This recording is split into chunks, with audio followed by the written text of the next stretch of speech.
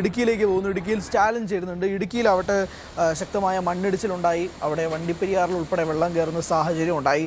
സ്റ്റാലിൻ വണ്ടിപ്പെരിയാർ ടൗണിലെ വിഷ്വലാണ് പ്രേക്ഷകർ ഇപ്പോൾ ദൃശ്യങ്ങളിൽ കാണാം. നമുക്ക് കാണാം ഭയമുണ്ടാക്കുന്ന സാഹചര്യം, ഭീതി ഉണ്ടാക്കുന്ന സാഹചര്യം തന്നെയാണ്. ആ വെള്ളക്കെട്ട് രൂക്ഷമാകുന്നു. അവിടെ ഗതാഗതം തടസ്സപ്പെട്ടിരിക്കുന്ന ഒരു സാഹചര്യം വ്യക്തമാണ് നമുക്ക് ദൃശ്യങ്ങളിൽ നിന്നുകൊണ്ട് തന്നെ. സ്റ്റാലിനുണ്ട് വിശദാംശങ്ങളുമായി. സ്റ്റാലിൻ, നമ്മൾ ഈ ദൃശ്യങ്ങളിൽ കാണുന്നത് ഏകദേശം പുലർച്ചെ ഉണ്ടാകുന്ന ദൃശ്യങ്ങളാണ്. പക്ഷെ നിലവിലത്തെ സാഹചര്യം എങ്ങനെയാണ്? ഇടുക്കിയിൽ ഈ ശക്തമായ മഴ പെയ്യുന്നുണ്ടോ? ഇപ്പോൾ ഒരു ശമനം ഉണ്ടാകുന്നുണ്ടോ? അതോ ഇപ്പോഴും സ്ഥിതി രൂക്ഷമാണോ? ഹരി, ഇപ്പോഴും സ്ഥിതി രൂക്ഷമാണ്. ശക്തമായ മഴ തന്നെ പെയ്യുന്നുണ്ട്. കഴിഞ്ഞ 24 മണിക്കൂറിനുള്ളിൽ വളരെ ശക്തമായ ഇടുക്കിയിലെ മഴ ശക്തമായിരുന്നു.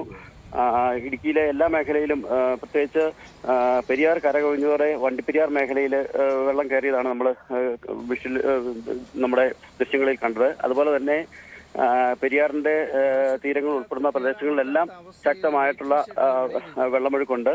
റോഡുകൾ പലതും ഇപ്പോഴെ ഗതാഗതം തടസ്സപ്പെട്ടിരിക്കുകയാണ്. ഇടുക്കി നേര്യമംഗലം റോഡിലെ കീരിത്തോടിന് സമീപം മണ്ണിടിഞ്ഞ് റോഡ് ഗതാഗതം ഏറെ നേരം തടസ്സപ്പെട്ടു. ഇപ്പോഴവിടെ മണ്ണ് മാറ്റുന്നതിനുള്ള ശ്രമങ്ങളൊക്കെ ആരംഭിച്ചിട്ടുണ്ട്. അതേപോലെ തന്നെ കൊച്ചി ധനുഷ്കോടി ദേശീയപാതയിൽ ചീയപ്പാറയ്ക്ക് സമീപം മണ്ണിടിഞ്ഞ് റോഡ് ഗതാഗതം തടസ്സപ്പെട്ടിരിക്കുകയാണ്. എല്ലാ സ്ഥലങ്ങളിലും, പ്രത്യേകിച്ചും ഹൈറേഞ്ചിലെ എല്ലാ റോഡുകളിലും നേരിയ തോതിലെങ്കിലും മണ്ണിടിഞ്ഞ റോഡുകളൊക്കെ ബ്ലോക്ക് ആയിരിക്കുന്ന ഒരു സാഹചര്യമുണ്ട്. മഴ ഇപ്പോഴും ശക്തമായി തുടരുകയാണ്. ഹരി,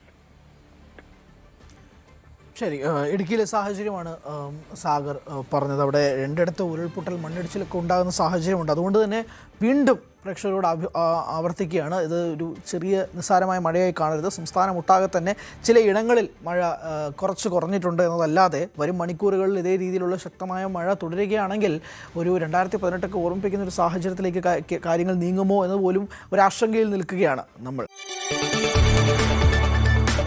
കൂടുതൽ വാർത്തകൾക്ക് news 18 Keralam YouTube channel subscribe ചെയ്യുക.